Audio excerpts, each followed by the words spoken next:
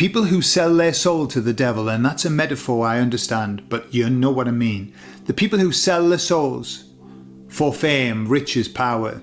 The contract is you can have all of that, but I'm taking your happiness. You can have the lot, but you'll never be happy again. Hello, darlings. Well, it's time to grab your handbags and put on your glad rags, because today we're talking about where we are right now, what's going to come, and also about karma.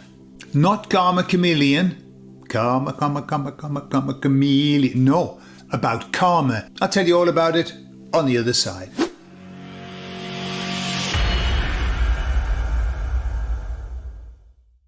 So whilst I was talking with the lads and the lasses upstairs, I said to them, look, you said that this was the biggest thing that you've ever seen happening. You were surprised by it. Is that still happening? And they said, yes, it is. Very much so. And I said, so how will we see it kind of roll out? And they said, what is going to be? There's going to be an uproar. You're going to see an uproar. The people who are waking up, the people who are seeing all of this happening are going to be in uproar. And so I said to the emissaries, what do we do in the meantime? What do we do? Because clearly we are not going to be in uproar. We were in uproar yonks ago. Our uproar has got up and left the room. Now we're kind of either bitterly disappointed, that's where we are. No more uproar. Like, oh, for fuck's sake. That's kind of where we are, And sometimes when we've got the spirit upon us, then we become the Buddha, don't we? We become the Buddha and we're going, yes. But this is all a virtual reality, none of it's real. And, I'm a spirit being having a physical experience. And then something happens and we go, oh, for fuck's sake. But we're not uproarious. We're not.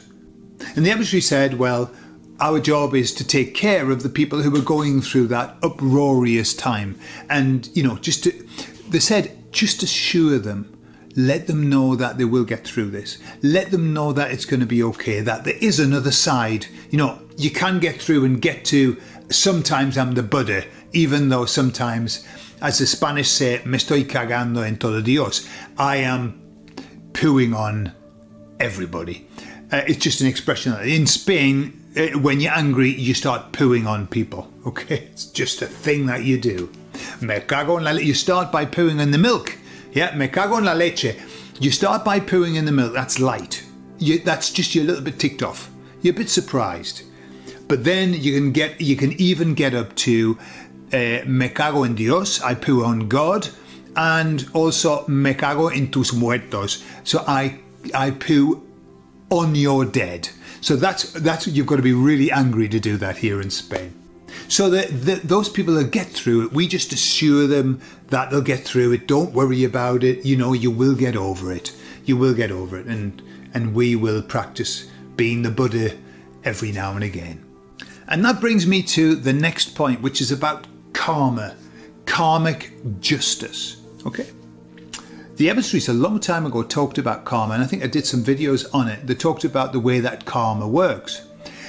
And one of the biggest questions that we have is that how is it that the people who do awful bad things, we just take Epstein for an example, like one of the most evil men, amongst many, evil men around, and yet he had control of everything. He had a life that was incredible.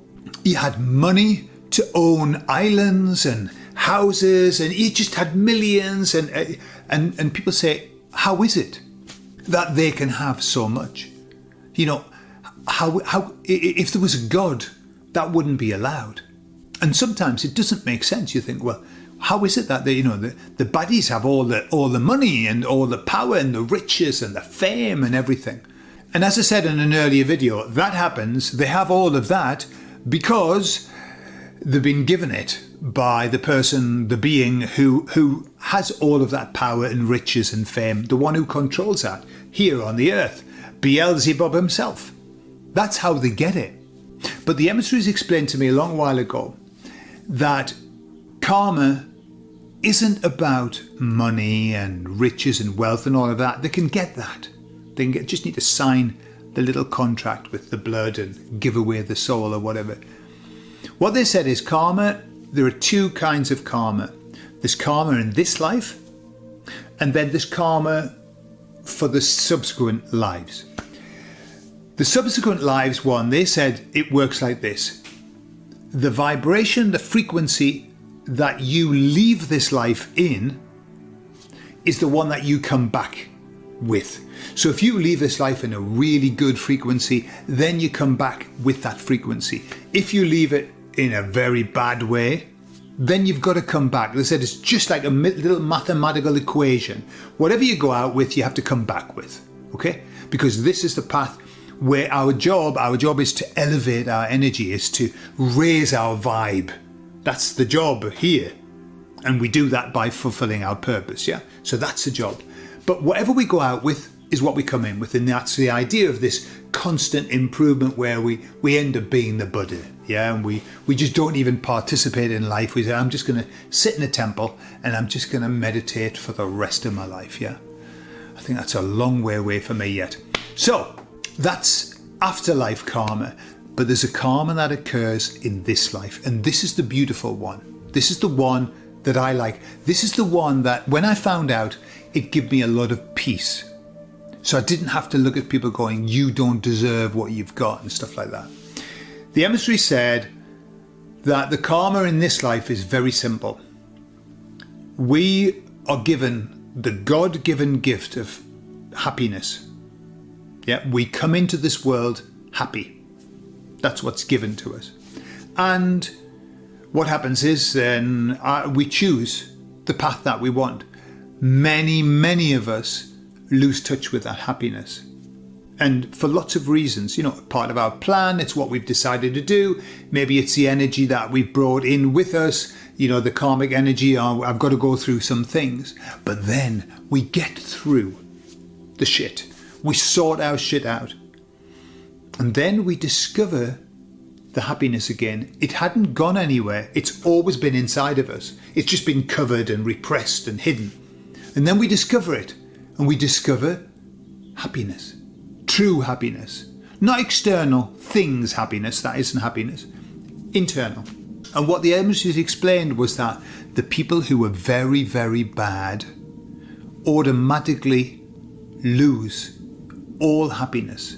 No matter what happens, they can never ever be happy.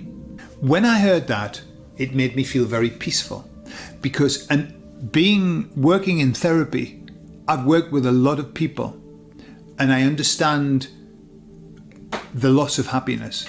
I understand what it feels like to not be happy. I've been there. It's a horrible place. It's an empty place. And you can try and fill it, if you want, with as many things as you can. You can surround yourself with beautiful cars and beautiful women and beautiful houses, and you can fly everywhere and you can drink champagne. And it makes no difference, because on the inside you are as empty as fuck. And that's what the emissaries say happens. The people who are very bad are punished instantly with the removal of happiness. And that's exactly what I think when I see people who are very bad, who have loads of power and money and everything. I just think, yeah, but on the inside, you're rotten. On the inside, you're as miserable as fuck, and you don't know what to do with yourself. And it's for that reason that those people go down awful, extreme tracks. They go to the extreme because they're trying to search for the happiness. They know that it's somewhere, but they can't find it. And that's why you can find the equal amount of absolutely piss poor people and rich people who are extremely happy, and an equal amount of piss poor people and really rich people who are miserable as sin. Why? Because it's all about what's going on the inside. And one of the interesting things that I've seen, I don't know whether you agree with me, people who sell their soul to the devil, and that's a metaphor I understand, but you know what I mean. The people who sell their souls for fame, riches, power. The contract is you can have all of that, but I'm taking your happiness. You can have the lot, but you'll never be happy again. And so in many ways, when I see people like bad people with lots of stuff, I feel a little bit sorry for them, because I know what it is that they're going through. I know that it doesn't matter what facade they want to put on, they are rotten on the inside. So it makes me feel sad for them, and also it makes me feel very calm. I never ever have to worry about why is it that they get away with it, why? No, they're not getting away with anything. They mightn't go to prison, but they're already in prison. They're already in a cell for life. They've been given life imprisonment in the prison of unhappiness. And so that's a good thing. That's the beauty of karma in this life. Tell me what you think. Is it something that you've seen? That doesn't matter how much they've got, they can't seem to be happy, or maybe you disagree. Put in the comments, I'd be interested to read. I love you all, and I'll speak to you all later. Bye-bye.